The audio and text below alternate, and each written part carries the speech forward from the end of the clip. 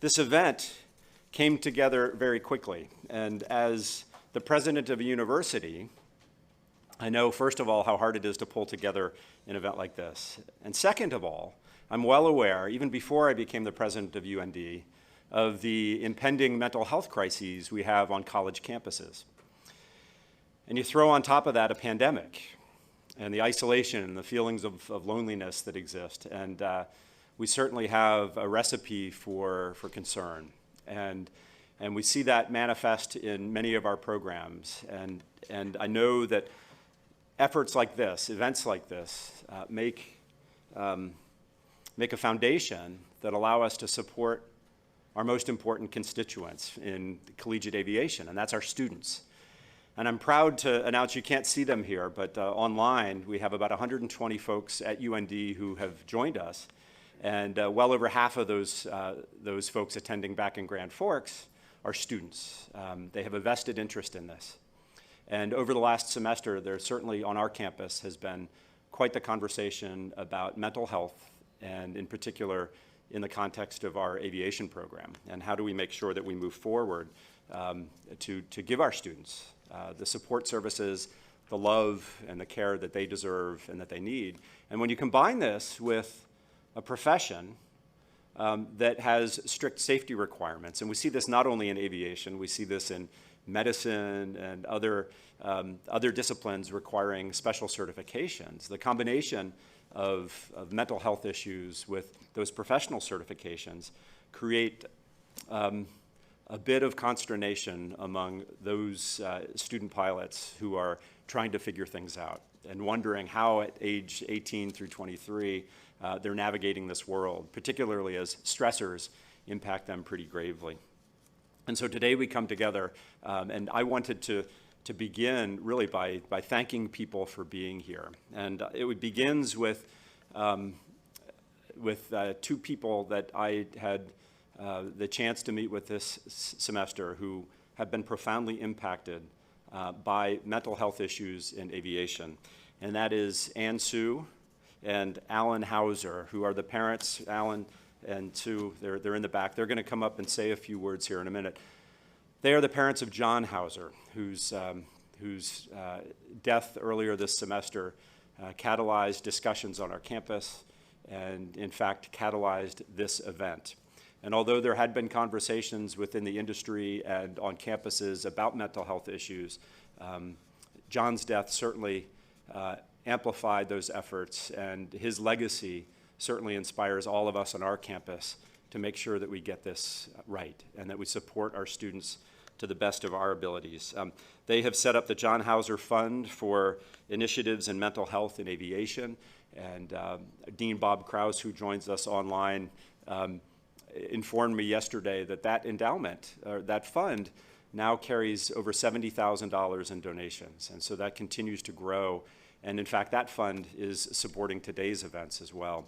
And so we're pleased to have both Alan and Ann here today to join us. In addition, let me thank ALPA United and the MEC, and in particular the work of Jim Belton and Lynn Tatum for all the work that you've put together to make this event happen. On-site work and trying to plan from a distance really is enabled by the great care that Lynn and Jim had put into making this event possible. And then, of course, your staff as well. There's a lot of people behind the scenes that helped pull this off. In addition, we have a number of keynote speakers today. And Dr. Quay Snyder, I haven't seen Quay. Oh, there he is, hiding behind about 3 lines of people. But Quay and I go back about 25 years, back to his connection to my old department at the Air Force Academy. And to be able to reconnect on such an important issue is gratifying for both of us, because I know that he feels and I feel that we both can make a difference in how we address mental health issues in collegiate aviation programs. And we have Dr. Penny Giovanetti. Penny, I don't know, back there as well, good to see you, and who is from the FAA and the Office of Aerospace Medicine. And I think the significance of having the FAA in the house today is really important. And we look forward to hearing from you later this morning as well. And then, of course, all the schools who are here. This is a busy time of the year. Either finals were last week or finals are this week. And to come together and to put this at the top of your priority list at the busy time of the end of the semester is really important as well. And we have a number of schools, I think 7 in all, who are here to share ideas, to discuss the path forward to help our students out. And then in particular from UND, we've had a great group of people. I mentioned Bob Krause, our dean, earlier, but our associate dean, Beth Bierke, who has done amazing work working with the ALPA team to make things happen, and then a whole crew of other UND folks who you'll meet throughout the day. And then our airlines, who are represented both all across the swath of major airlines, and to have you here and to devote your time to this important cause is just truly incredible. And John's tragedy certainly catalyzed action on our campus and across the industry. And the hope I get from being part of an event like this is the bond that I see in the world of aviation, the commitment to one another. And it's that commitment and that spirit of looking out for one another that will allow us to tackle this essential issue of mental health in aviation. And it's about offering support and beyond support, solutions to our collegiate aviation students to make sure they know how they can operate within this complicated system of preparing for a profession when there are certain rules and restrictions regarding mental health. How do we navigate this, and how do we do it together? And this is about their individual health.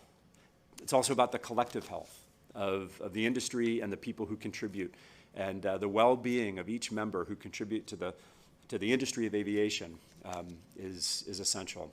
And this is our charge before us today. And last night at dinner, I joined 3 folks from ALPA, so Jim, Greg, and Roger, and then also Mike Pettinelli from Nashville, formerly from Syracuse. We shared a meal together.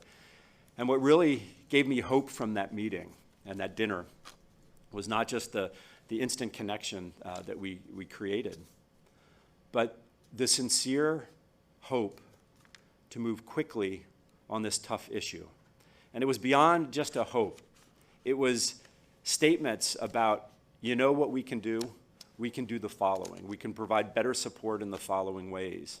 And just in that glimpse of a 2-hour dinner together, I got a preview of what I think is possible from this gathering today and the long-term gathering of all these players over time. And today doesn't represent the end or a final conversation. It's just the beginning.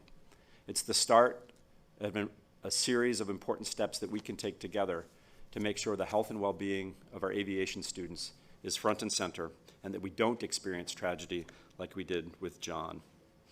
So, your commitment matters. Your commitment is demonstrated by you being here.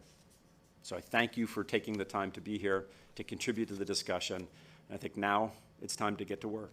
Thank you.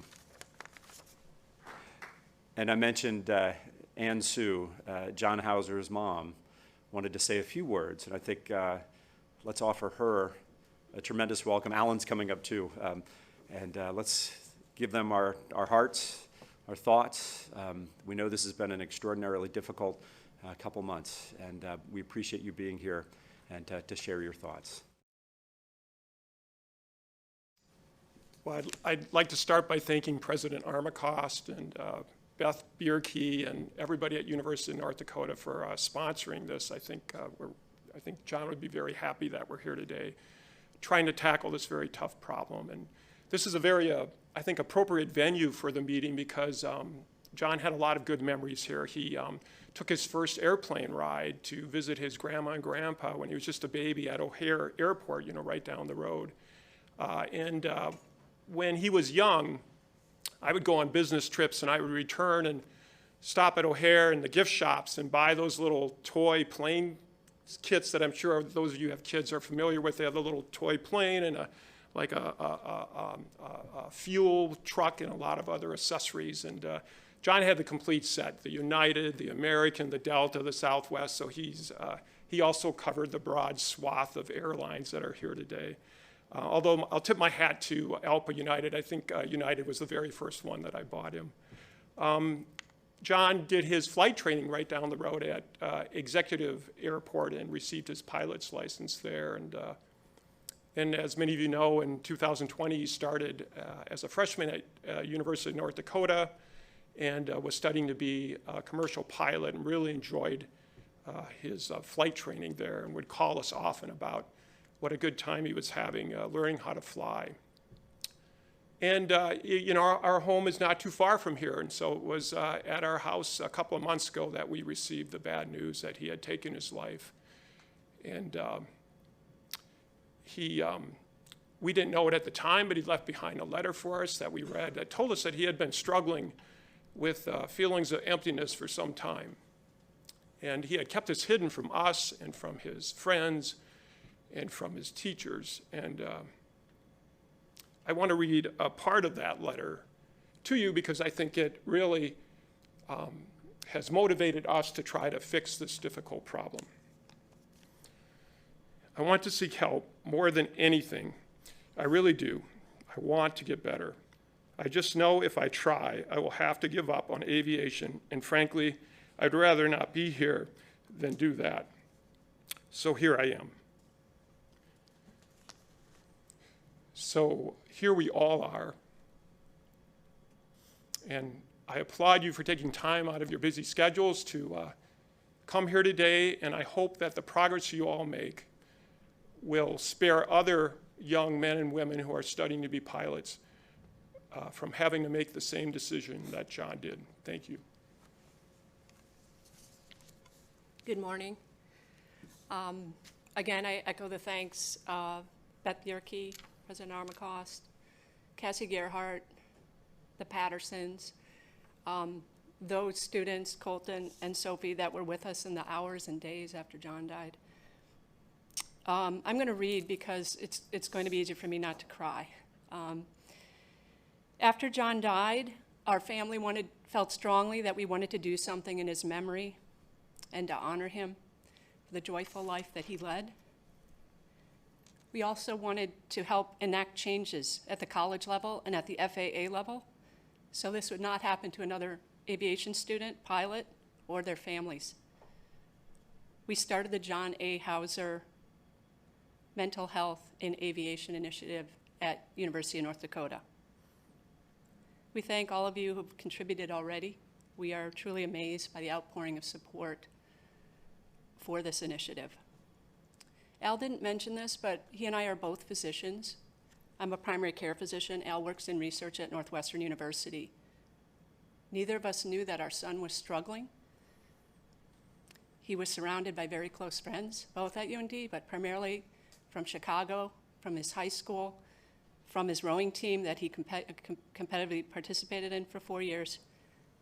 His sister, Grace, none of us knew.